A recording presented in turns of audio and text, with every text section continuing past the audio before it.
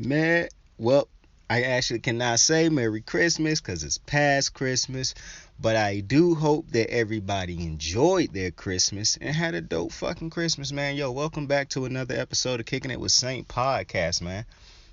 I appreciate you for clicking the video, man. I appreciate you for clocking in with the kid, man. Honestly though, how was the Christmas? How was the holidays? I'm interested to know. I'm intrigued. I'm dying of anticipation to know what you did for the holidays. How did it go? You know, spending it. Christmas is the best holiday of all of the holidays, and over the years, I done come to realize Halloween probably the second best. Like growing up, I didn't really care for Halloween. I didn't really go trick or treating a ton. Then when when I became a teenager, all the way to like all the way to now, really, then I did start going trick or treating. And then I started going to like Halloween type parties and Halloween kickbacks and Halloween a pretty dope ass fucking holiday. I ain't even gonna stunt with you. Not better than Christmas, however. Christmas is just a special holiday, yo. You get together with your loved ones, and it's like all of the holidays combined. It's all of them. It's even basically Halloween combined too, because I be seeing motherfuckers walking around dressed up as elves and shit like that, and everybody be dressing up as Santa Claus and shit. So I actually walked into somebody who was dressed up as the Grinch this year, and my first reaction was like, yo, that's dope as shit. And then I thought to myself, what the fuck is this dude dressed up as the Grinch for, bro? It's not Halloween. And then I quickly got over it, because the Christmas spirit got a hold of me. So I hope that everybody, what did y'all eat for Christmas? Now that's what I'm very interested in, because you see, what we do for the holidays, it's no set dinner for Christmas. Only in How the Grinch Stole Christmas is it a set dinner. And I actually know a lot of people who actually eat roast beef, whatever the hell it was in that thing. They eat the same thing. That's the meat of choice. I know some people eat ham, some people eat turkey. I saw somebody going in on people who hate turkey the other day, and I hate turkey too, so dude was talking to me basically, because turkey is dry. That's what he was mad about, people calling turkey dry. But if over half the world's first complaint when they tell you that they hate turkey is because it's dry, then everybody can't be lying. And legit, every single time somebody not to mention, turkey is like a overwhelmingly hated food at this point. Like, most of the people who I know do not like turkey. And most of the people I've ever met who said they don't like turkey, the reason they don't like turkey, the first reason they say is because it's dry. Like, why you don't like turkey? It's dry. And now, the reason I've been getting a lot is turkey dry. It don't matter how you cook it, it's dry. That's a fact. My uncle make fried turkey every year. It's dry. My sister make turkey legs. That's really not the same, because that's not really dry.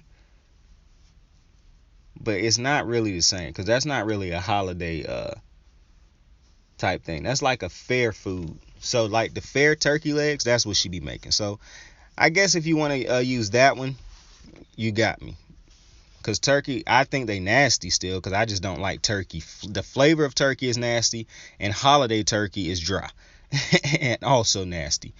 But I done had fried turkey, roasted turkey, smoked turkey, all type of turkey you throw in the oven, all types of turkey, bro. All of them is nasty to me. I don't like turkey, and I definitely don't like deli meat turkey, because I don't like lunch meat, deli meat at all.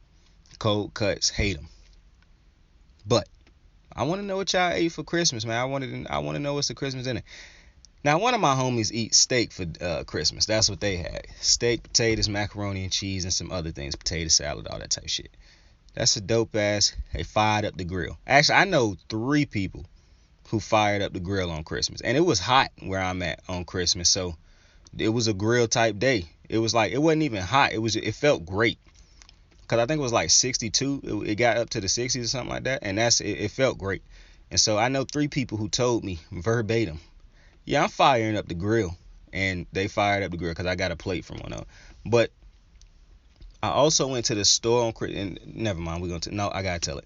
I went to the store on Christmas just to pick up some leaves. Because I know an Arab store that was going to be open regardless. Like, they don't close for no holiday. And the The only holiday they ever closed for was New Year's, and they did it twice, and so that was weird to me. I'm like, that must be a special day to them or something. Maybe I need to be more educated. But I went to this Arab store that's around the corner from my crib to get some leaves. You know, cause I was finna go eat breakfast, but I needed to get properly, you know, fueled up to go get that appetite to go eat breakfast. Now some people gonna hear that and be like, "Oh, that's a problem." All right, sweetheart, that's all right.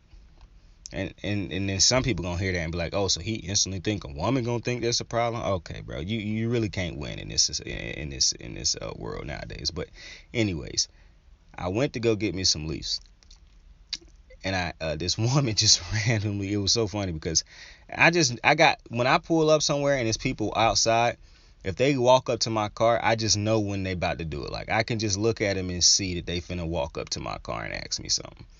And so when she walked up to my truck, I rolled the window down and she was like, "You can grab some ice for me. I know you can, can't you?" And I was like, "Yep, I sure can." And I ended up grabbing 4 bags of ice, and I'm putting them in her truck. She was telling me a story while I was walking to her truck with the bags of ice.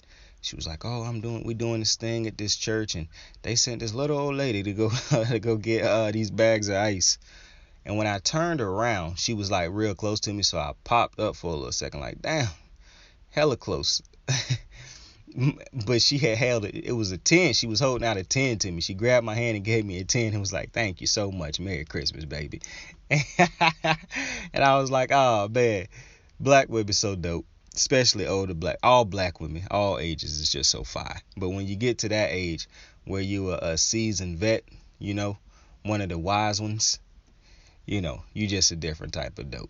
You know what I'm saying? Just here you go, baby. Give you that $10 for walking two inches away from my car to put that ice in. Thank you, baby. Merry Christmas. And she told me to bring my brothers and them and my siblings to this church thing that they had where they was giving away a 50-inch TV and some shit like that. Now, obviously, I said I was going to do it, but obviously I knew I wasn't going to do it. And it really hurt me in that moment because I was like, why am I lying? Because I'm not even that type of person. Like, but she was so nice. I didn't want to look at her and be like, nah, I'm not coming to that. You know what I'm saying? So, Merry Christmas to her. Hope she had a good one. But for my Christmas, I don't even know how we got to that, but for my Christmas, we had, for my Christmas, men are so possessive. The Christmas, my family's Christmas though, we had chicken Alfredo, and motherfuckers was bitching. So I'm the one who made the chicken Alfredo, and motherfuckers was bitching because I didn't put shrimp in it, and I don't like seafood. Now, when you find out where I'm from, you're gonna think it's weird. You're gonna think it's weird that I don't like say that shit together. Real weird. You're gonna think it's weird as fuck that I don't eat seafood, but I hate seafood. Now, it is some shit. You can fix me a fried up fish sandwich with some hot sauce, drenched in hot sauce, on 2 pieces of white bread with some grape lemon Kool-Aid. We call it hood punch. You might be talking to me. But other than that, I hate seafood, so I don't put shrimp in my Alfredo. Now, I will eat shrimp. Like, shrimp is the only, shrimp and, like I said, the fish sandwich is the only things that I'm, can tolerate. And the fish gotta taste, like, it's gotta taste fried. It gotta taste like the all that. Because I do not like seafood that tastes like the fucking ocean. I hate it. That's why I hate seafood. For one, I hate the smell of seafood. But on top, like, raw seafood, oh my God. Like, my homie eats sushi. Jesus Christ! When I was in college, my brother, we had a store connected to our suite named the Grocery, but the lights was out on it, so it was named the Grok because that's the only GROC was the only letters that was lit up. And they served sushi in there, like it was sushi things you could get from their thing. It was a nice little convenience store, to be completely honest with you. Very convenient, especially since it was literally connected to my fucking suite. And I could walk right out and go to it. And my brother would eat sushi from that motherfucker every day, it felt like, bruh. Mind you, my brother is a dumpster truck, bruh. That motherfucker eats anything, so. And he is in unbelievable shape, so it's actually weird. But we had chicken Alfredo. Motherfuckers kept bitching because I didn't put no shrimp in it. And I was just like, Y'all really gotta let that go. Really gotta let that go. My cousin even looked at me and said, "Oh, it's no shrimp in it? Then it's not Alfredo." I said, "Have y'all motherfuckers ever went to a restaurant?" Because they could be like me, because I'm not a big restaurant type of dude. I'm not saying I don't eat out. When I eat out, I'll order it on the to-go shit and then go pick it up, because we do not do DoorDash and all them robbery ass food services that force you to give a tip, force you to get these high ass prices. Like, you're gonna be paying twice as much for the meal on a DoorDash or some shit like that than you would if you just go pick the shit up. And it's usually in within distance of you just making that quick little trip. Like, just smoke a blunt real fast, get high or something, and go fucking I was finna go say take a swig. Do not take a swig. Just, matter of fact, I can't even be promoting that, bro. Just get motivated real fast, man. Take a quick swig, quickly. Not nothing to really get you drunk. Just something that you can wear off. Exercise, like jump up and down, get excited for a quick little 10 minutes, and then go take that quick little drive, bro. Put some good music on. That's really what you need to do. Put some music on while you marinating. You know what I'm saying? To get you in the vibe, and then you should be good and in the vibe, not drunk, to go get you that food. So when you get back, then you like, now it's time to eat and get fucking drunk. You got yourself a good night. If you a drinker. I don't drink. For me, it would be but people who high, professional smokers like myself, we can do everything high. Like, it's not a like driving. That's why I had originally said smoke one before you go, because everybody who know, professional smokers know that you could be high as a kite, but if you got to get up and go somewhere, you can go somewhere, and you can work high and all that, because we know what not to smoke while we working. You know what I'm saying? Like, I done seen a lot of amateur smokers who will smoke a whole bunch of indica-based weeds before they start working and be knocked the fuck out. So you got to know what you smoking, bro. And professional smokers know how to do it, bro. I'm just saying. I know a ton of professional smokers like myself who smoke all day, do everything high, and do it to the absolute peak. Like, some of the best workers I know is stone cold potheads. I'm just telling you. Now, I know somebody listening to the podcast right now saying, man, when is this motherfucker gonna get to the games? You gotta chill out. Because we still talking about the food. So, I made chicken Alfredo, and I was watching the Packers game while I was making the chicken Alfredo. I was chilling while I was making the chicken Alfredo. I was smoking, cooking, watching the game. I was having myself a good time. Because once you eat the breakfast with the family, you open the gifts. I had to run back, cook the food, and then bring it up to the thing for the dinner. My sister made spaghetti. Now, my family I don't eat nobody's spaghetti but my spaghetti, because I really don't like spaghetti. I really have to be in a big mood. Like, I really have to be in a spaghetti eating type of fucking mood, because I'm not really a pasta type of guy, to be honest with you. Like, I don't really eat pasta unless it's spaghetti and Alfredo. I'm not big on spaghetti unless I make it, because every time I done ordered a spaghetti, like anytime I was in the mood for a spaghetti, right, and I went to a diner or a restaurant or something, the spaghetti was fucking disgusting. For one, I don't like tomatoes and all them fucking vegetables in my spaghetti sauce. Two, I don't like thick ass spaghetti. I don't like a plethora. So a lot of these restaurants, almost all of them, will put the noodles on the bottom and put the spaghetti sauce on the top of the noodles, or this other shit that's nastier than spaghetti sauce called meat sauce. Meat sauce might be the nastiest shit I've ever eaten. Because that shit tasted like something that they served us in elementary school and in my middle school. That's what that shit tasted like. But most of these restaurants that I ate spaghetti at or ordered spaghetti from, they put the sauce on top of the noodles and shit like that. And then some of them might have the meatballs. I ain't never really had no good meatballs, because one of the places gave me meatballs that tasted like soy meat. So with that being said, and then growing up, my mom don't cook sauce. Like, she take the sauce right out the can and pour it on the top of the noodles and the meat.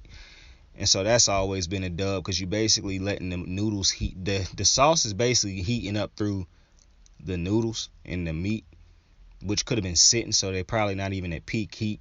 And then they don't even put it back on the stove to let it cook on top of the stove. So I hated spaghetti for about 20 years of my existence, until I started to cook spaghetti myself, because I started seeing how people cook spaghetti on like YouTube and shit randomly. Motherfucker cut up some garlic, cut up some onion, 2 very instrumental ingredients in almost every great meal. Garlic, onion, almost essential. And I've come to realize over the last 2 years that you really don't need salt, specifically like just salt, for really anything, as far as like cooking, like as a seasoning. But cause it's a shit ton of great replacements, bro. I'm on a garlic crave for like the last couple years, so you can garlic the fuck up out of something and I'll eat it. So, cause the spaghetti that I make is a garlic flavored spaghetti. Like it tastes like garlic, and it's real beef that I chop up, cook up. You cook the beef first. You let that heat, put that in a heater so it can stay warm. You cook the noodles. You season up the noodles with that chicken bouillon. You fucking cook that, then you mix it together. Now the tough part is tough to mix noodles and meat when it's dry. So that's why then you put the noodles in the heater. Also now you cook the sauce. I cannot stress this enough. For one, I'm probably not gonna eat your spaghetti anyways, but I'm damn sure not gonna eat it if you are somebody who does not cook the sauce. Not only do you need to cook the sauce, if you somebody who make your own sauce, that's phenomenal. I already know you cook the sauce if you make your own sauce. That's great. But if you're somebody who buys sauces, and I'm not going to say it's some great sauces out there. I only eat one specific type of sauce, and I can't even remember the name of it right now, that I get from Harris Teeter and all these other stores that I go to. All of them have it. Shit, even Dollar General have it. And you can know the type of person I am, because Dollar Generals are my main stores. I shop at small stores where it's not a crowd and shit like that, or I go late at night when there's nobody there. But I cannot remember what it's called right now. But if you one of them people, like if you eat Ragu, like if you buy Ragu, you disgusting. But regardless, no matter what type of sauce you get, if you don't specifically individually cook the sauce, get a pot, throw your butter in there, throw you some garlic, some extra garlic powder, some garlic cloves possibly. I know some people like to add extra tomatoes, and if you're one of them people who really love tomatoes and shit like that, add the extra shit like that. But I'm one of them people, I have a strainer. So when I'm pouring the sauces into the thing after I done put all the other shit in there to start cooking the sauce, the strainer catches all the big tomatoes and and the big like sliced onions and mushrooms, if it's that shit in there. It catch all that so that when you eating my spaghetti, you're not about to be chewing on big ass food. Now some people like that, and if you're that type of person, cool. But it's a lot of people out there like me who hate spaghetti for the simple reason they hate tomato sauce or spaghetti sauce, whatever you want to call it. And they hate, one of the biggest reasons they hate tomato sauce is because they hate chewing on tomatoes, onions, and all them types. And mind you, I love onions. I don't like chewing on them shits when I'm eating my, mind you, I can dice onions. Like, I wouldn't recommend nobody work at no fucking fast food restaurant or nothing like that. I'm just don't think those are great jobs. I used to work at Chipotle for a year. Chipotle is the reason I can dice and slice shit. Clean food and all that. Chipotle running a pretty fire ass operation over there. I'm not even gonna lie to you. But let's get into these fucking games. It only took us 18 minutes to get into that. But if you're still here, I appreciate that. Listen, Packers, Cleveland. I bet you a lot of people who listen to this podcast on a weekly basis thought that I was gonna come on here and rip Baker Mayfield. Now, and I done this before where I say you thought I was gonna do this, and then I be like, well, you damn right. Listen, man. I actually don't want to waste or spend. It's not really wasting or spend a shit ton of time on Baker. I've said that a couple episodes, but I have to now. Like, this wasn't even gonna be part of a joke or a gag or anything like that. I legitimately have to speak about what the fuck I just saw. And what I saw was what I've been saying all year. The Cleveland Browns are not a bad football team. Far from it. There are football teams that you can watch with bad records or mediocre records that are very clearly bad teams. Or very clearly not good teams. The Denver Broncos, like, I'm not going to give you teams that's clearly bad like the Jets, the Jags, the Texans. No. This is for the deep dive watchers, who ain't just, who watch a ton of the film and shit. The Broncos, not a good football team. They got a decent record, not a good football team.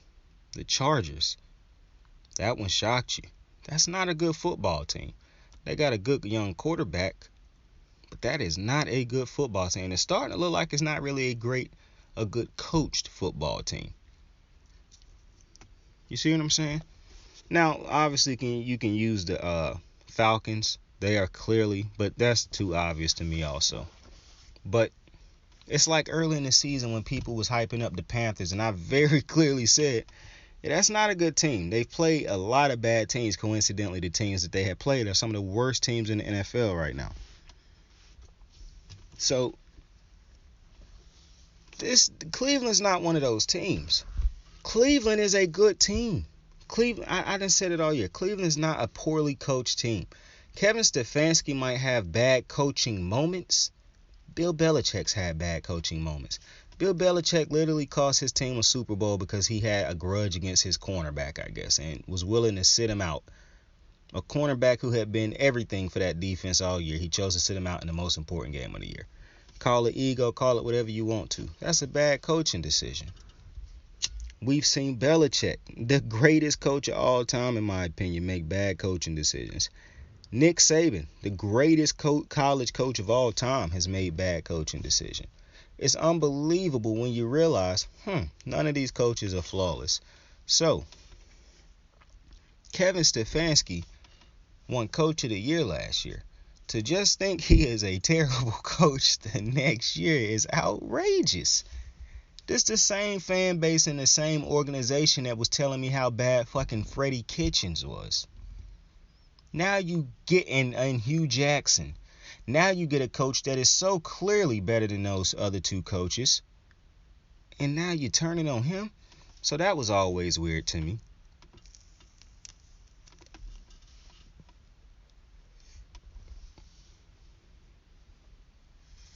And I had said all year. Like I said, yeah, he's going to make bad coaching. He's going to have his moments. Every coach does. But that's a good fucking head coach. The defense. Yes, they done had rocky games this year. But most of their rocky games came against teams that can put up a lot of fucking points. And all the offense had to do was match that production. They couldn't. But for the most part, that defense is a top 10 defense in the NFL, if I'm not mistaken, the last time I had checked the stats. So, they have been doing their part. The only problem, and then somehow, you allowed yourselves to be convinced that Odell Beckham Jr. was the problem. Now, Odell Beckham ain't changing the world in LA right now. You have to remember he came in basically in mid-season to a new offense, new system, and everything. So it's a learning process. But he done been far better in LA in this short amount of time than he ever been in Cleveland. And now that there's no Odell Beckham Jr. in Cleveland, everybody else looks very average, don't they? Donovan Peoples-Jones was a great receiver, was a great complimentary receiver when Odell was there. Y'all was telling me that Jarvis was a Pro Bowler, a perennial Pro Bowler. Jarvis is a top receiver in the league when Odell was there. Because that's the effect of an Odell. You might not think he a top receiver. He might not have put up the production of a top receiver recently. But history has still followed Odell. His reputation precedes him, basically. People still guard him as if he is a top receiver. Now, it's hard to do that in LA because you got Cooper Kupp on the other side and a far better quarterback. But the problem in Cleveland has been the quarterback. And further, now it's been evidence all year that Baker has been holding his team back. And you keep giving me excuses, but one of the beautiful things in football is when you got evidence of things. So you keep telling me Baker injured, he injured. And I keep saying, no, Baker is hurt. And if he was really injured, he should not be playing. He would not be playing. He's hurt. Everybody playing hurt at this time of the season. I don't want to hear that. Well, it's very funny that Lamar Jackson, the counterpart, a dude who done won more, who's far better, won an MVP. We know how much Lamar want to win. He can't play right now. You don't think he want to play? If he was hurt, he would be playing. He's injured. So he's not playing. Baker's not injured. So I don't want to keep hearing this fucking excuse, oh, his labor, move his arm. I don't want to hear that shit. If it was that bad, he would be injured and he would not be playing. And at this point, Maybe an injury would have helped him at this point save a couple dollars, because it ain't no fucking way in hell that Cleveland get this dude an extension. There's no fucking way. Now, a lot of people gonna make a big thing about the interceptions, as they should. But the interceptions wasn't even the biggest thing to me. The biggest thing to me is, yet again, Cleveland somehow still in the game. The game on the line. Baker Mayfield don't even need a touchdown. He just need a fucking field goal. Get your team in field goal position. And the drive ends with an interception that seals the game. How many times we gonna run this shit back? How many times are we gonna replay this same fucking highlight? It's just a different team, a different defense, but the same result every time. And I done said multiple times on the podcast, listen, when you play Baker Mayfield, all you know now is you defend that run, you stop that run, and you make Baker beat you, because he more than likely going to throw it to you a couple times if you make him throw it. Yesterday, people are going to say, oh, Kevin Stefanski, or on Christmas, people will blame Kevin Stefanski because they was popping damn near 9 yards a carry. But at some point in time, the quarterback have to be able to make simple throws and shit like that, bruh. Like, to just blame Stefanski is crazy to me, even when Baker throw more than they run, because you don't have to run a shit ton of times if you picking up huge yards on carries. You don't have to run a shit ton. Mind you, Cleveland should have won yesterday. They played good enough to win. You can't keep saying, oh, because Stefanski should have ran it, when the drive going good and the only thing to fuck up a drive is one interception or a bad pass by Baker. That's insane. Like, and I see people do that on a regular basis. Like, everything cool, they happy with it. Baker completing these little check downs, little open throws in the flat, everybody happy. He mixing in the run, everybody happy. As soon as Baker Mayfield throw an interception. I mean, the motherfucker could throw an interception right after a big chunk of yards by the running back. And motherfuckers say, why you don't run it again? I mean, maybe the motherfucker need to catch his breath for one play. And you don't expect Baker to Mayfield to throw the ball away the next play after he just popped for 30 yards. Like, come on, man. Like, come on. Y'all expect everybody on Cleveland to be perfect except for Baker. And that's wild to me, because everybody on Cleveland, for some reason, out of nowhere, is being held to a high standard, except for the fucking first pick in the draft. That's insane to me. Like, it's basically on a regular basis where I see people give every excuse to Baker, blame everybody around Baker, and this motherfucker keep getting off scotch-free. It's insane, because the difference in that game was Baker and the interceptions. And I keep telling y'all, people keep telling me that this dude is accurate. Like, that was what he supposed to be great. Oh, Baker's so accurate. No, he is not. Like, bro, when you consistently overthrow and throw behind receivers, you're not accurate. And that's what Baker Mayfield do on a weekly basis, bro. And I saw him say in an interview, in his little post-game conference, like, I done made these throws in the league before. No, bro, you make checkdowns in the league a lot. You are a professional handoffer. The best thing you do is hand the ball off. And yeah, you can hit those little throws in the flat. But when he throw it beyond 10 yards on a consistent basis, bad things happen. I said like a month ago, when Baker Mayfield started getting them happy feet in the pocket, looking around like he's scanning the field, you need to know that something bad gonna follow that. And it always do. Because for one, I really don't be knowing what he be seeing. Because in Stefanski's offense, much like Kyle Shanahan's offense to a lower extent, though, because he ain't no fucking Kyle, dudes be wide the fuck open. So it's really not a read the field type of thing. And they draw up simple routes for Baker. It ain't like they're giving him complex routes and shit like that. That's why I say you have to go watch. If you haven't seen that fucking highlight video that Odell's dad put up about him just missing Odell wide open, bro, that's like, you can get mad at Odell and his dad for posting that, but that's plays that quarterbacks should not be missing, especially your first fucking pick in the draft. Like, it's no shot that he should be missing those wide open receivers. Odell is probably a Pro Bowler setting all type of records right now. And he's definitely still in Cleveland. If the motherfucker just hit him wide open. And I see a lot of people say, oh, he target Odell a lot. No, he didn't. Maybe that first year Odell got there after getting traded. But he do not force the ball to Odell. Odell is barely a part of the offense. Odell is barely a part of the offense because bruh don't throw it to him. I saw somebody one time say, man, to Stefanski draw a play so that he don't get Odell open. That's not true. You can go back, watch the film. Odell was getting open. Odell wasn't hitting him. Odell was missing him. Like, take your pick. But Odell was not the problem. And I think I said Odell was missing him. Baker was missing him. Like, take your pick. Odell was running wide open down the sideline against the Vikings, bruh. Baker hit the man in the feet behind him. In the back of the toe, hit him in the heels. Like, come on, man. Dude was wide open. Just put the ball in front of me and I got a touchdown.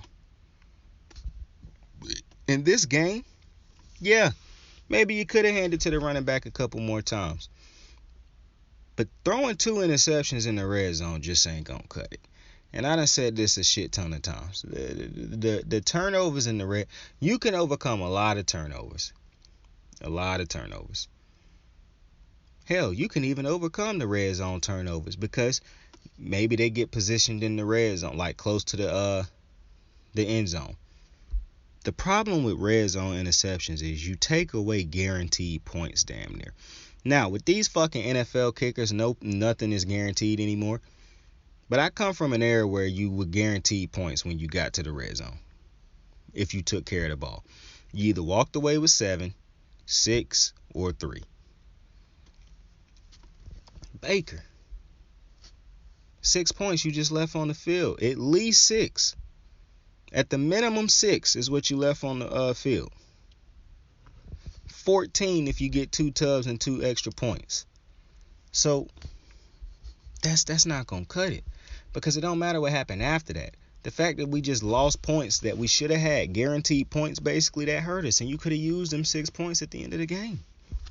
Because to Cleveland's credit, Aaron Rodgers and them boys was really scoring off of turnovers. Cleveland really didn't play that bad of a game. And Aaron Rodgers was making some phenomenal throws.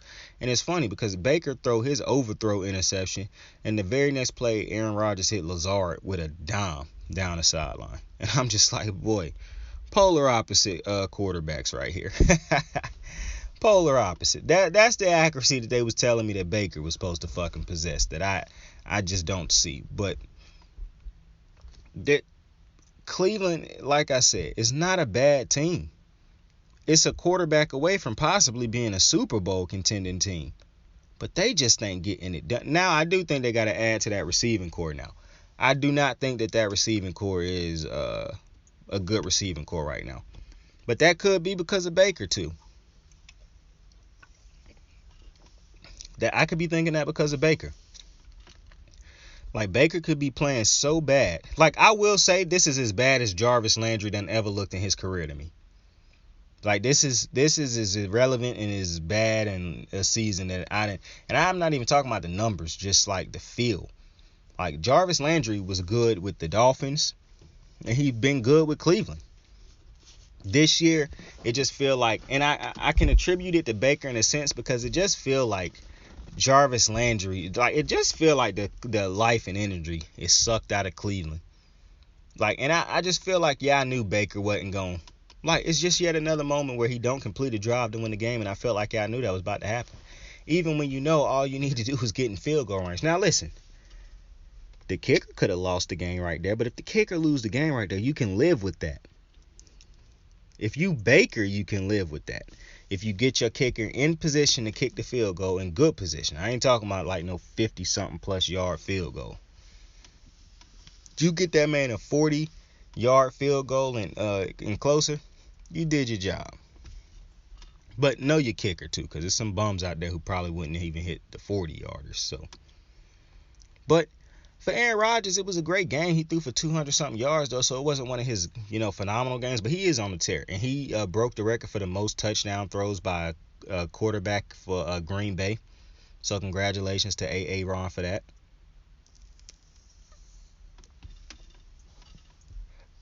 And then, I think he and Devontae Adams broke the record for the most touchdowns between a quarterback and receiver for Green Bay. So they got both of them records. And I will continue to say, don't know how Aaron Rodgers leave this fucking team after this year, bro. I don't see it. Can't see it. I do not see him leaving this fucking team after this year. If he do, I will be shocked. But I do not see it. I expect for him to sign an extension at the end of the season, whichever point in time that is, whether it's 1 or 2 games into the playoffs or if it's after the Super Bowl. I believe he's going to sign an extension. I really do. Either that or he retiring, because I don't see him leaving Green Bay. Why would you? This is a great team. This is a great team. You come back next year, that's another year of development for some of these defenders. That's another. Rasul Douglas is balling. A.J. Dillon gets even better. Possibly, I'm not going to say these receivers get better because I'm really not sold on none of them but Devontae Adams. I really do think they need to go make a signing in the offseason to solidify that. Or maybe, because I think you need to try to get as much as you possibly can out of Aaron Rodgers while he is playing. And if this motherfucker is playing and not retired and he feel like he can go, you have to make sure you have the receipt. Because you don't want this to turn into a, you already let it turn into it for a quick second, but you kind of, you might be able to rebound and survive it into that situation with Tom Brady and the Patriots. Tom Brady was never supposed to lead the Patriots, but the Patriots basically determined, and it was a bad judgment call, that Brady was the problem. That he can no longer make his players and people around him better. That he was getting to the end of his rope. When in actuality, no, you just got a bunch of fucking bums around him. And I don't mean that in no disrespectful way to the players that was around Brady. But those dudes were just not good enough. And you were expecting an advanced age Brady to still do what young Brady could do while making these dudes better, who were nowhere near as good as the guys who he got now. See, that the Bucks are extending Brady's career. They done put everything. That's why you go get Antonio Brown, even when you say you're not gonna get him. It's because Brady want him, so you go get him. It keep extending this man's career. And I know Mike out right now, and I know Godwin out for the year, and I know Lenny Fournette could be out for the year. But you see all the dudes they go out and put around them. You look at all the dudes they put on that defense to help bolster the defense. Like, the Bucks are trying to get absolutely every last bit out of the GOAT before he call it a career. And that's what you should be doing in Green Bay. And if you lucky, you get to keep him his entire career. Because it's unexcusable that Aaron Rodgers only done made one trip to the Super Bowl. And yeah, he won it. But if Aaron Rodgers retire with all these accolades, but just one ring, that's going to be crazy to me. Because it was years where all you had to go do was build up the defense and you would have made it to the Super Bowl. Because the offense and Rodgers being young and being able to do 10 times what he could possibly. Like, Aaron Rodgers is still fucking great right now. But Aaron Rodgers in his prime, like young, and I know it's hard to say, like, oh, he in his prime. He in the tail end of his prime. Like, and I know the tail end of his prime still look like the peak of his prime for most players. But Aaron Rodgers at his absolute best, they weren't winning Super Bowls because the defense was atrocious. And it was areas of that defense that they could have went. Like I said, after they lost Charles Woodson, it felt like they just let the defense age itself out. They didn't re-sign. I don't understand why you don't bring back Micah Hyde. I just don't understand that. Motherfucker been good since he got to the league, basically. A Pro Bowl caliber player, a leader on the defense. I don't understand that. I didn't understand getting rid of HaHa Clinton Dix as good as he had played in Green Bay. I don't understand why you don't keep developing him. So a lot of questionable moves that I think they made. You blame Eddie Lacy for not being in shape. Why is it that your coaching staff cannot do more to get him to get in shape or to stay in shape? Like, if you knew that was a problem, why did you draft him? So I don't. And if you thought your coaching staff could motivate him, then there was a mischaracterization of your own coaching staff. So I think Green Bay done a lot to hinder Aaron Rodgers' career. I'm going to probably feel like that to the end of his career is over unless he win at least 2 or 1 more Super Bowl. Like, I'm giving him a bailout by saying 1, but I truly believe Aaron Rodgers should have like 3 Super Bowls. Like, Peyton Manning only having 2 Super Bowls is bad to me because I think he should win more, but Peyton Manning have been to multiple Super Bowls. That's what leveled the blow for me. Like, I can accept fully that Peyton Manning is a 2-time Super Bowl winner because the motherfucker done been to like 4 or 5 Super Bowls. Aaron Rodgers has been to 1 Super Bowl. One. That's that. Aaron Rodgers, possibly the greatest thrower of the football we done ever seen. One Super Bowl. I'm just saying, Pat Mahomes has already been to 2 in his young career. 2. Yeah, he done lost 1, but he's been to 2. So that's all I'm saying. And Aaron Rodgers, listen, when you can win this game, because Aaron Rodgers, obviously, he would have hoped his team, his offense could do more. And Devontae Adams dropped a third down pass that probably ended the game. Like, that was shocking. Like, I'm not shocked by a lot of shit in football. That shit shocked me when Devontae Adams dropped, because that's not a player who dropped passes.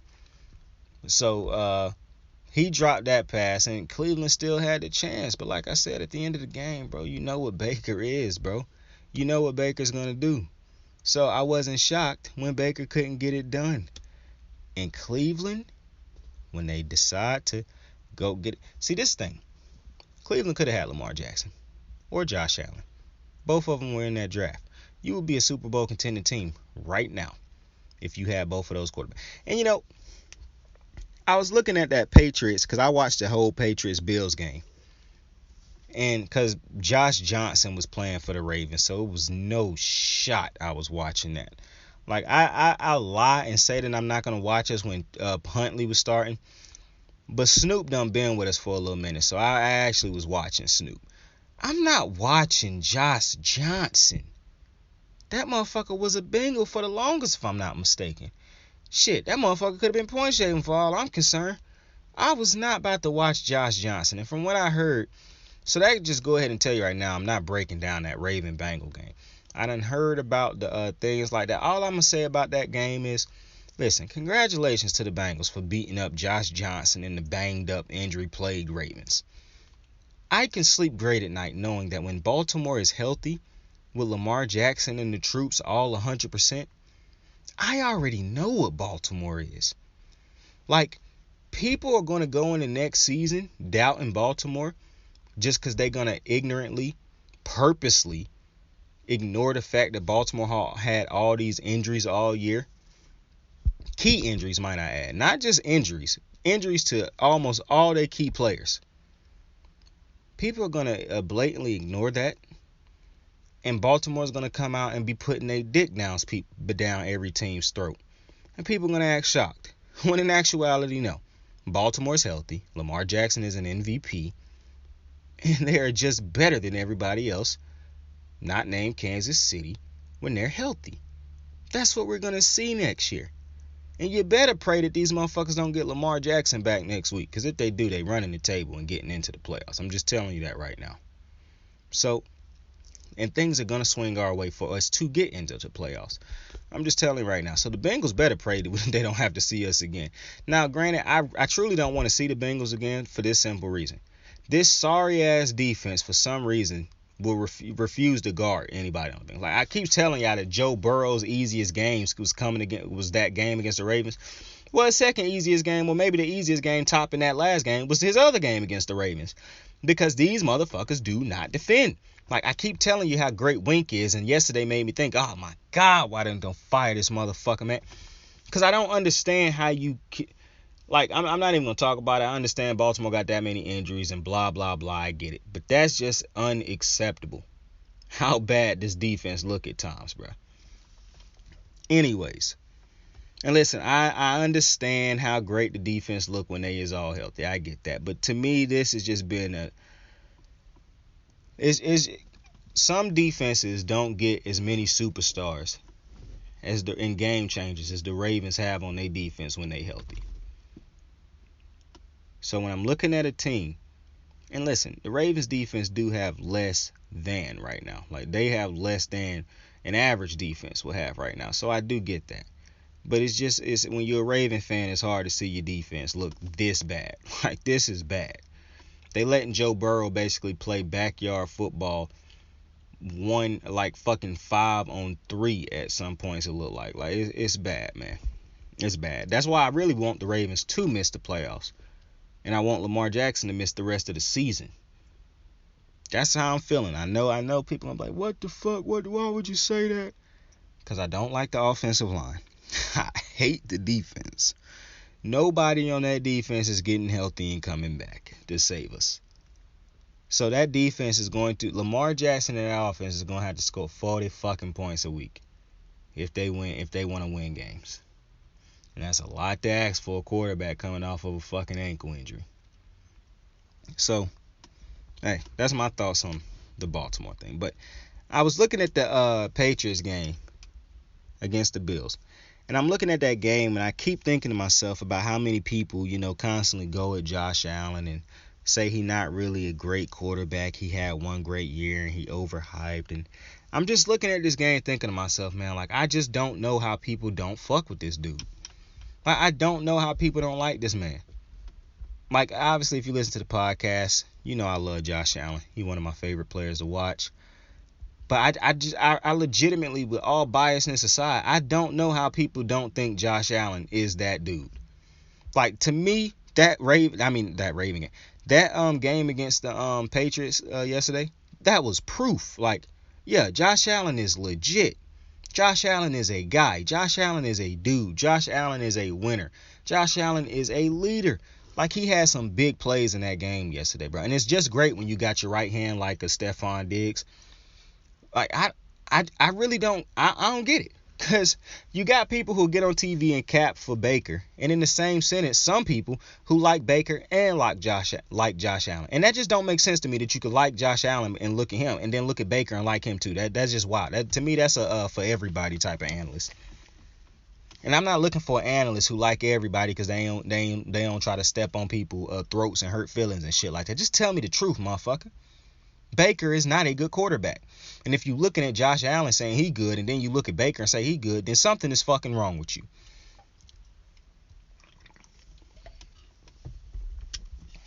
Because I'm looking at Josh Allen. And Josh Allen played a game yesterday in which if you replace him with Baker, they lose that game. If you replace Baker with Josh Allen in his game, they beat the Packers. And for all the bad games that Josh Allen done had this year, for all the down games he done had this year, Josh Allen is still having ultimately a good year. And still got his team, they first in their division again. Like, I just don't get the Josh Allen hate. I really don't. Maybe it's because some of the people who like Josh Allen really love Lamar Jackson. So maybe that's it. So they can't like both of them. They got to overhype. They got to hate one of them. Or maybe it got nothing to do with Lamar Jackson. Some motherfuckers just really hate Josh Allen. Maybe it's got to do with they like another quarterback. Maybe they like Baker and don't like Josh Allen. So they want to. I don't get it. I really don't. And one of the things that's really confusing to me is if Josh Allen had put together to this point a career of bad games and, we can expect him to be bad and shit like that, that'd be completely different. Then you have me. Baker Mayfield is the dude who done put together mediocre bad years, not Josh Allen. You can't even say it if you say in the same breath, well, last year was his best year. Last year was a pretty damn good year. He almost won MVP if not for Aaron Rodgers going stupid. So I'm very confused by that. I'm not going to lie to you. The Josh Allen hate is just one of them things that's very puzzling to me.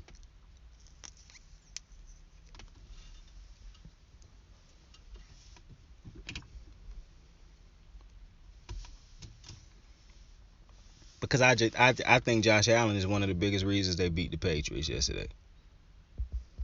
Point blank, period. Because, and it's funny because Mac Jones, man, I mean, over the last couple games, you could say he done look good in the comebacks and whatnot. But, I mean, ultimately, he throwing more interceptions when he got to throw the ball down the field. When dudes, this thing. When I'm looking at the Patriots offense, bro, I can see he can make these throws to dudes, in that 15-yard area when they wide open. Every quarterback should be able to make those. Now, you look at Baker Mayfield continue to throw the ball behind people, and it can make you think that, maybe quarterbacks can't make that throw. But that's a routine throw for most quarterbacks. So, I don't really get excited. You know what I'm saying? To me, that don't really change my opinion. He can't throw the ball down. Well, he be hitting it. I mean, motherfuckers be wide open. And when they throw a lot of these dinks and dunks and they nickel and dime you all the way up and down the field a lot. That shit eventually stops working when you have to throw the ball. And that's what I'm trying to tell y'all motherfuckers about Kevin Stefanski. When your team get into situations where you have to throw eventually, that's when you need your quarterback to be able to make plays. And to me, Mac Jones right now granted, he's a rookie, so I give him an excuse. But I just think you could. People keep saying because of the results, McDaniel's doing a great job and all that. But that's because of the team result, not because of the Mac Jones result. See, the excuse they giving to bypass his games where he don't really do shit and he really ain't a difference maker is to say, oh, he a great leader. He don't bitch about throwing the ball all the time. He okay with handing it off and all this bullshit. But you see, in actuality, it's defense and the run game that's winning them those games. So they use all these other superlatives and, bullshit to excuse Mac Jones. But then when you start losing, you can't start excusing him. You have to start critiquing his game and whatnot. And like I've been saying all fucking year, you can tell me McDaniels has done a great job all you want to. And I'm going to look at you and say, what the fuck ever? That's bullshit. He got this kid nickeling and dominant all the way down the field, dinking and dunking. His first and second and third option is checkdowns. Like, they run bubble screens, they run receiver screens, tight end screens, running back screens. All these type of short routes and intermediate routes and shit. Because they, for some reason, either they don't trust his arm or his accuracy when he got to push the ball down the field. And offenses that refuse to be vertical and refuse to push the ball down the field. Because you can mix in those type of plays. The Chiefs do it all the time. The Chiefs run all type of dig, screens, and all that type of shit. But they still push the ball down the field on a frequent basis. Those plays set up down the field plays. The Patriots will do that shit all drive to set up either a run or another screen. They don't set the defense up to play in so they can go over the top. They just like to keep playing and throwing it short. And to me, you're not putting Mac Jones in a situation to have to get down plays and get his timing down when he going deep down the field and shit. You can't rely on defenses having breaks in their coverage all the time, leaving dudes wide the fuck open. You got to be able to hit some of these anticipation routes. You got to trust your receivers can beat some of these corners and shit like that. And I'm just not seeing that when I watch the Patriots offense. Now, because the Patriots win games, people excuse Mac Jones. But I've been saying all year, whoop-de-fucking-do. He don't lose you games. I have not seen many teams win Super Bowls because their quarterback doesn't lose them games. Okay? It's a difference if we're talking about a Tom Brady who can win you games and doesn't lose you games. Mac Jones is not a quarterback that's winning you games. The only thing you saying to me is, oh, he don't lose us the game. Okay, but he not contributing to winning either in some of these games. So, and like I said, I don't even know if I done said it, but I do think Bill Belichick kind of start ego tripping a little bit. Like I did say it because he ego tripped in the Super Bowl. Running the ball that many times against the Bills in that first game, that was ego tripping. And so the Bills made it personal this game. They wasn't losing this fucking game. And I respect the fucking Bills for making this personal. Any little thing that can get you going, bruh. You make that shit personal. The Jordan effect, basically. Any little thing, bro. Any little thing. The fucking Patriots walk, they breathing up too much air. You gotta be like, oh, them motherfuckers hogging oxygen. Bet. Too many of them motherfuckers walking around on the field. Oh, them motherfuckers hogging grass. Bet. You know what I'm saying? Like, you gotta go for them, bro. If them motherfuckers, in a huddle for too long, oh, they think they better at scheming shit up than us. It's personal. I like that.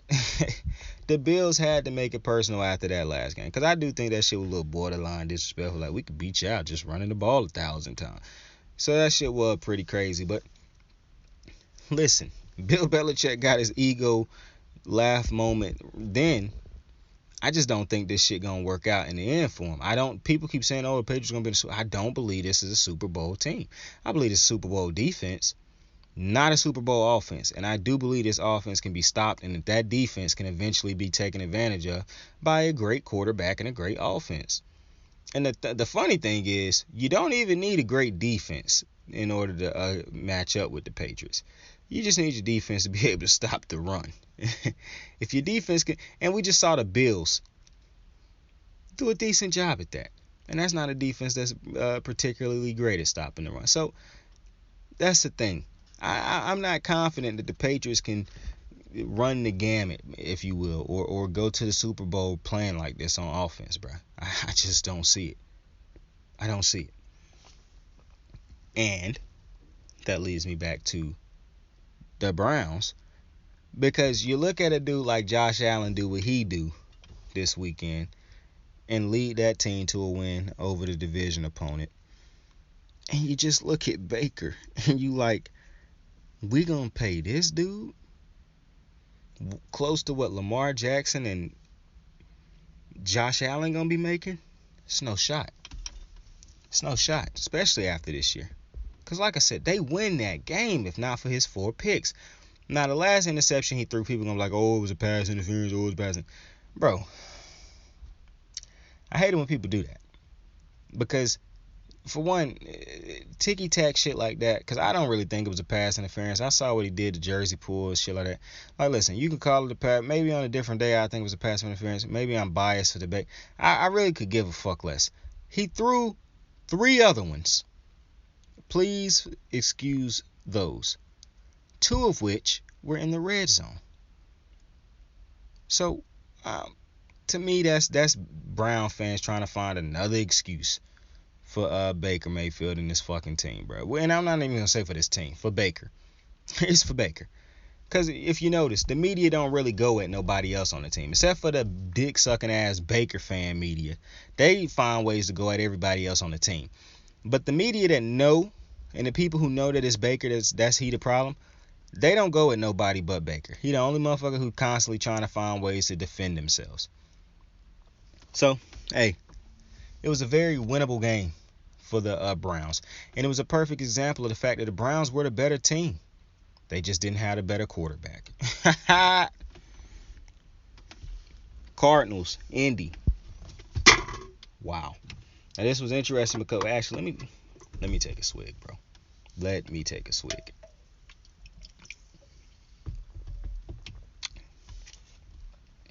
Cardinals and Indy was a interesting game. I picked Indy to win this game. And I really don't know why. I just something that was telling me like I think Indy gonna win this game. And my cousin also picked Indy to win this game. But he told me before I even, like I think I told y'all on the podcast, like he was the one who picked Indy and he basically solidified for me, yeah, I think Indy will win too. Well, hey,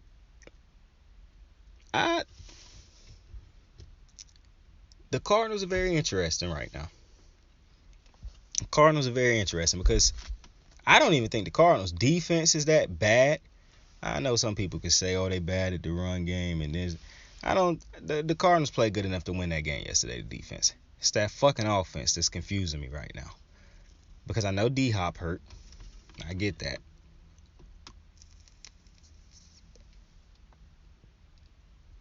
But it just feels like Arizona is a one-trick pony. And they could get you in a multitude of ways here and there, like Kyler Murray breaking a long run from after the defense didn't hold they contain. Because he athletic. So, yeah, he could do that. And, yeah, he could hit that little scramble around and, you get a break in coverage and somebody get open. Or he throw the jump ball to the one-on-one receiver to the safety. But for the most part, consistently putting drives together that score you points. And they can put a drive together. But I'm talking about for the duration of 4 quarters, moving the ball, running because they can't run the ball. Like, they don't run the ball good. James Conner got all these scores and shit, but James Conner, it's not that he running the ball all game. He catch the ball out the backfield. He score when they in the red zone. You can hand him the ball in the red zone, shit like that. It's not that they really a good run team. And obviously Kyler Murray can, get loose and do what he do. But they not really a run team. And they pass the ball, but I'm telling you, and listen, if I'm wrong, I'm wrong. But I just don't like this offense, bro. They run a lot of bubble screens. They run a lot of, like I said about it, they run a lot of screens to receivers. They run a lot of little 5-step drop. They run a lot of short fucking plays, like the short routes, that's less than 10 yards. And yeah, they do build off of it here and there because they'll hit you over the top here and there for a play. But man, it feel like when D-Hop not playing that this offense don't really have no type of complexity or nothing like that to it. It's just Kyler make a play. Like, it's real weird because, like I said, they don't run the ball good consistently. And I just don't think that the pass game, like, I'm not. See, what's funny is my cousin said, and I quote, that little motherfucker overrated, man. People overrating him. My cousin think Kyler Murray is overrated. Now, I don't think Kyler Murray overrated. And in the same way, I would say, well, I just think people rate him a little too high, and then that's the same thing saying overrated. But the thing with Kyler Murray, Cliff Kingsbury, or Cliffsbury, however the fuck you pronounce it, Cliff, I don't think called the greatest of game plans, and I done said that multiple times on here. Like, I think his game calling is kind of collegey too much. Like, he get too college happy with some of these play calls, and like, man, they run a lot. They run a lot of short type plays and shit. To me, they lack enough pro style offense. Like, the just having your receivers win they routes all the time. They rely too heavily on things breaking down. Like, at one point in time, Seattle offense looked like this. Like, Seattle could never make a conventional play work. Like, they come to the line, they hike the ball, and immediately nothing worked until the play broke down. Every time the play broke down, they had a year where they did this. Every single time the play broke down, something good happened. But if the play just went the way it was supposed to go, nothing good ever happened unless they ran the ball with Marshawn. But other than that, they needed backyard type of theatrics to get all their plays and shit like that. And I think they were still in the era where they had a great defense still. But this could be the year after that. But they relied a lot on backyard football play. But they had a dominant running back. The Cardinals don't have a dominant running back. So if Kyler Murray not hitting those backyard type plays and hitting the few type of other conventional plays they hit when they call them, like, if you never can if a play never works that you call, then you got a problem play calling. like you can't have to. It's a problem when your quarterback have to improvise every fucking play. If your quarterback and receivers have to improvise almost every single drive on every single play, you got yourselves a problem. Baltimore, Mayday, motherfuckers. Like, you cannot. If Kyler Murray can never stand in the pocket, then you have a problem. Like, if he have to get outside the pocket every single time because the play breaking down every play, you got a problem. And that's what I'm seeing from Arizona. And right now, with all the players they missing and every other team missing and shit like that, you coming down to the part of the season where you don't want to be limping going into the playoffs. Ask Pittsburgh. You want to be playing your best football like other teams. Now, the Rams picked up a win yesterday, but they didn't look really good. Matthew Stafford had 3 interceptions in that game. Very weird. Well, really not a weird game like that. I think Matthew Stafford is going to have those type of games. But so you really don't do yourself no service right now. And I think the Cardinals done lost like 3 games in a row, I believe. Because they lost to the Lions. That was supposed to be their bounce back game. After losing to the Rams. Yeah, so that's 3 L's in a row. It's a rough time of the year to be losing 3 in a row. Now, like I said, I think the Cardinals are going to make the playoffs. But it's a bad way to be going into it. I'm not sold on Cliff. I'm going to just tell you. People like him. They think he look cool and all that type shit. I'm just not really sold on him. I'm going to be honest with you, man. Like, to me, and I just still think they put Kyler in way too much. It's as if they don't really care that this motherfucker has never played a full season. That's almost what it feels like. Like they are oblivious to the fact that this motherfucker has not made it through a full 16 game season yet. And he would not, and I know this year is 17 games. And he ain't gonna make it to the through. He didn't play all 17. He wouldn't have played all 16 if this was a 16 game season. So the fact that Kyler Murray is now on the Vic trajectory where he has never played a full season, because if you don't know, Michael Vick never started every single game of a season, even when he was a full-time starter, because he was always hurt at some point in time. That's Kyler Murray right now. Like, people are going to try to hold Lamar Jackson for this injury, even though this is the first time in his career he done missed games to an injury. Mind you, he was in the pocket trying to escape a sack in the pocket when he took that injury, trying to throw the ball. Kyler Murray done been hurt every single year of his career. He done missed multiple games. So, I mean, they call plays as if they is completely oblivious to the fact that he has been hurt every single year of his career and has not made it through a full 16 game season. Now 17. So that's weird to me. And I think that's bad coaching and play calling. So I'm interested to see how the Cardinals. Now, I have never thought that the Cardinals were going to win the Super Bowl this year, because it's like I said, when it all comes down to it, to me, it's quarterback v.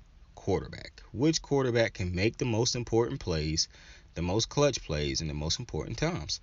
And I can't take Kyler Murray in his first playoff appearance over Aaron Rodgers, Tom Brady. Now, shit, I don't think I would be able to take him over Matthew Stafford and that team, just because the coaching plays so much into the Rams that I can't take him over that defense and them dudes and McVay and their experience, because Matthew Stafford haven't been to the playoffs in a while, so his experience don't really mean shit to me, because mind you, he's never won a playoff game, so he would be just as new in my opinion as Kyler Murray entering. It's just coaching and everybody else on that team done been there, done that. So it would have always been tough for me to take the Cardinals, but now, sheesh, the Cardinals, man, they got it. We gotta keep watching Cliff, man, because the biggest thing to me that's just, like I said, is absolutely crazy to me is that they play as if, and they call plays as if Kyler has played every game of his career. Like, I don't like Greg Roman's play calling, but to an excuse, Lamar Jackson had never been hurt before. He had never missed a game due to injury before, until now. So you could say, he could look at you and say, yeah, I bitch about my play calling, bruh never been hurt. Now, I think that would be a bitch move to use that as he never been hurt, so I can keep running him like this. But that, to his credit, that would actually be something he could use. Kyler Murray and them boys can't say the same thing. This motherfucker's never made it through a full season. So, it's just crazy to me.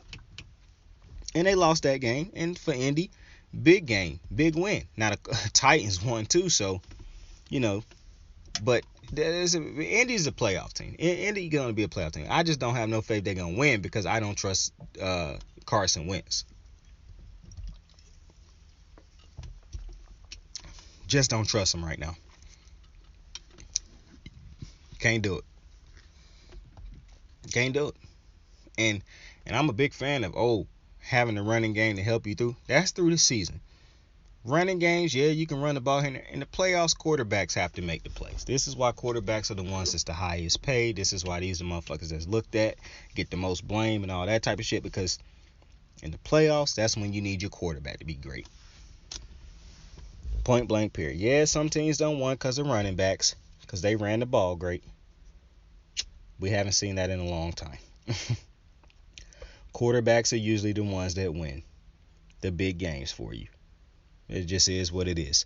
And so, it's hard for me to see the Colts going far with the way Carson Wentz done played over the last month.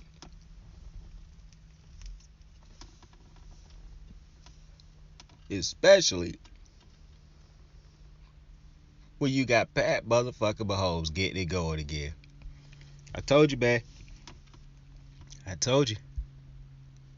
These motherfuckers was gonna get right. They right again. And I don't know how anybody gonna get to the Super Bowl in the AFC over this team. Because you see, the Bengals beating the Ravens like that yesterday didn't mean nothing to me. The Bengals do not impress me in no type way fashion like the Chiefs.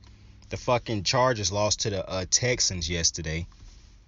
So I have no faith that they had lost to the Chiefs. So I got no faith that they gonna get it done in that situation over Andy Reid and them boys and Pat Mahomes.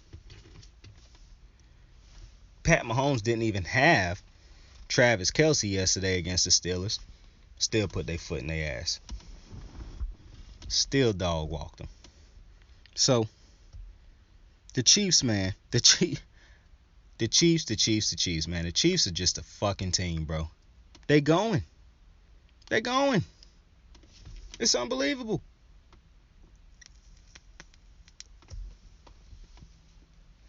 This up, people, not the beat. Like I said, I knew they was gonna turn this shit around. They do it every year. Maybe Pat Mahomes struggling like he was early was a little bit out of the ordinary. Everything else was right on cue. Defense playing out their mind, turning the ball over at a high rate.